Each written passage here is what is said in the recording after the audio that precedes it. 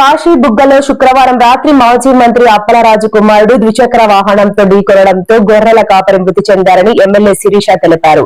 CC footage ఆధారంగా పోలీసులు విషయాన్ని సోమవారం పలాస టీడీపీ కార్యాలయంలో జరిగిన విలేకరుల సమావేశంలో వెల్లడించారు. అరెస్ట్ చేయడం జరిగింది. తర్వాత మీ పత్రికా సోదరులకి తెలుసు, పలాసలో ఉన్న ఆ కేసుని ఫాలో అయిన చాలా మందికి తెలుసు.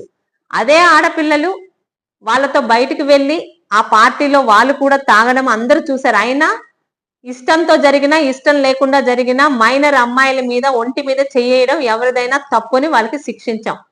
ఇదే నీచ స్వభావం ఉన్న అప్పలరాజు గారు దాన్ని ఆ రోజు ఎలాగ గొడవ చేశారో ఒక్కసారి పలాస ప్రజలకి మా పత్రికా సోదరుల ద్వారా గుర్తు చేస్తున్నానండి. ఏమాత్రం నాకు సంబంధం లేదు.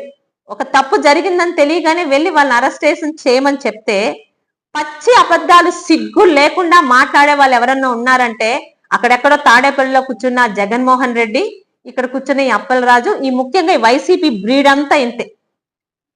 శిరీష ఆవిడ్ని ఇంటికి తీసుకొని వచ్చి బేరాలు పెట్టిందని, బేరాలు కుదరలేదు కాబట్టి ఆవిడ కేసు వేసిందని కనీసం నాలుక కూడా మడతపడని అబద్ధాలు చెప్పాడు.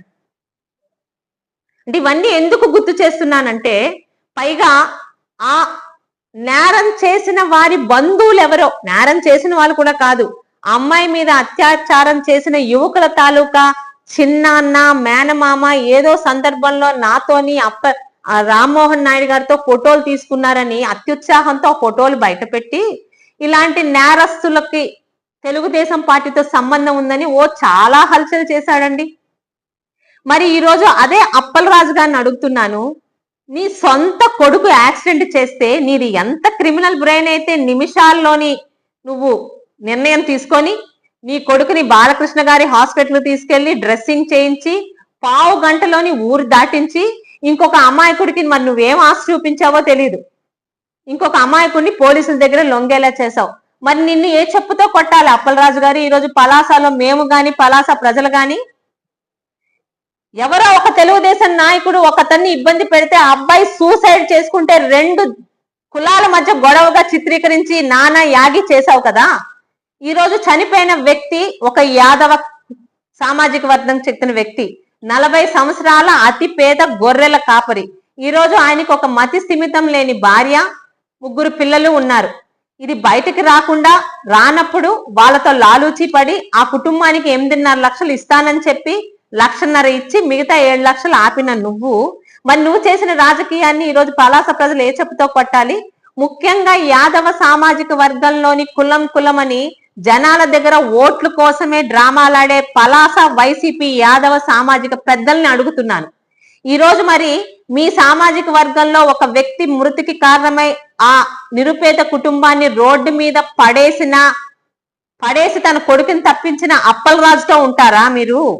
నిజంగా కులం అని కులాల్ని రెచ్చగొడతారు కదా. ఈ రోజు మీ కులంలో జరిగిన అన్యాయానికి మీ కులంలో ఆ కుటుంబానికి అండగా ఉంటారా? పలాస వైసీపీలో ఉన్న యాదవ పెద్దలకి అందరి సాక్షిగా, పలాస నియోజకవర్గం సాక్షిగా ప్రశ్నిస్తున్నాను. నువ్వు ఒక ప్రజాప్రతినిధివి అప్పలరాజు. తప్పు జరిగితే, యాక్సిడెంట్లు చాలా జరుగుతాయి, ఎవరు కావాలని చెయ్యరు. యాక్సిడెంట్ జరిగితే పోలీస్ స్టేషన్ కి వెళ్ళి నీ కొడుకుని అప్పచెప్పుంటే స్టేషన్ బెయిల్ ఇచ్చి ఇంటికి పంపించేవారు. కానీ నువ్వేం ఆలోచించావు?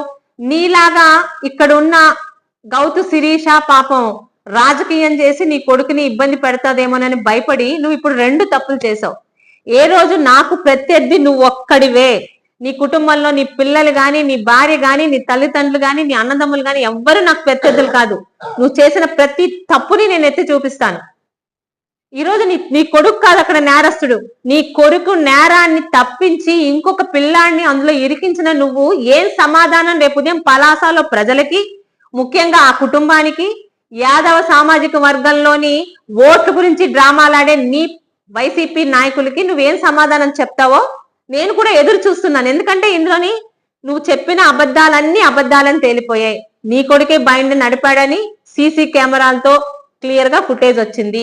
దెబ్బ తగిలిన నీ కొడుక్కి నువ్వు ఏ హాస్పిటల్లోని డ్రెస్సింగ్ చేయించావో ఆ హాస్పిటల్ డాక్టర్ తాలూకు వాంగ్మూలం, ఆ వీడియోలు వచ్చాయి. పోలీసులు కూడా నేరం చేసింది నీ కొడుకే అని కన్ఫర్మ్ చేశారు. ఈరోజు నువ్వు ఏ మొహం పెట్టుకొని మళ్ళీ పలాస వచ్చి ఎన్ని రకాల అబద్ధాలు నువ్వు, నీ పేటిఎం బ్యాచ్, నీ వైసీపీ సోషల్ మీడియా కుక్కలు వాగుతాయో ఎంత ఇంట్రెస్టింగ్ గా ఉంటాయో నేను ఎదురు చూస్తున్నాను. ఈరోజు తెలుగుదేశం పార్టీ ఆ కుటుంబానికి అండగా నిల్చుంటుంది. జిల్లా ఇన్ఛార్జ్ మంత్రి గారైన కొండపల్లి శ్రీనివాస్ గారు బయలుదేరారు. ఆ కుటుంబానికి వచ్చే కుటుంబానికి ధైర్యం చెప్పి వాటికి పార్టీ తరపున మేము ఎలాగే సహకారం చేస్తున్నాం అనౌన్స్ చేస్తారు. మరి ముఖ్యంగా ఈ సందర్భంగా పలాసలో ఆ రోజు మళ్ళీ చెప్పడం మర్చిపోయానండి. హరీష్ అనే వ్యక్తికి మా నాయకుడి ద్వారా కలిగిన ఇబ్బందికి కూడా ఆ రోజు చంద్రబాబు నాయుడు గారు ఎంపీ రామ్మోహన్ నాయుడు గారిని మంత్రి అచ్చెన్నాయుడు గారిని ఇద్దరిని ఇంటికి పంపించి వాళ్ళకి 5 లక్షల నష్టపరిహారం ఇప్పించారు. అది తెలుగుదేశం పార్టీ కమిట్మెంట్. మరి ఈ రోజు జగన్మోహన్ రెడ్డి గారు ఏం మాట్లాడతారో తెలియదు కానీ మీ నాయకుడు కొడుకుతోని ఎవరో ఆడపిల్లలకు వచ్చి 10 లక్షలు ఇచ్చారు, నిజంగా సంతోషమే. అలాగే నీ నాయకుడు కొడుకు వల్ల ప్రాణాలు కోల్పోయిన రోడ్డు మీద పడ్డ కుటుంబానికి మీ పార్టీ ఏం సహాయం చేస్తుందో, మీ నాయకుడు చేసిన ఈ డబుల్ క్రైమ్, చేసిందే ఒక క్రైము, దానిలో తన కొడుకుని తప్పించడం ఇంకో క్రైము, ఇంకొక అమాయకుడికి ఏదో ఆశ చూపి ఇరికించడం ఇంకో క్రైము. ఇందులో నేరం చేసింది అప్పలరాజు కొడుకు కాదు, అప్పలరాజే. ఈ 3 నేరాలకి మీరు మీ పార్టీ వాళ్ళు రేపటి నుంచి మైకులు పట్టుకొని ఏ విధంగా మిమ్మల్ని మీరు సమర్థించుకుంటారో చూడాలని పలాస ప్రజలకి, నాకే కాదు రాష్ట్రం అంతటా ఉంది. దయచేసి ఈ వివరాలని 3 రోజుల తర్వాత పోలీసుల ద్వారా నిజ నిజాలు తెలుసుకొని ఒక శాసనసభ్యురాలుగా ఇక్కడ ఏం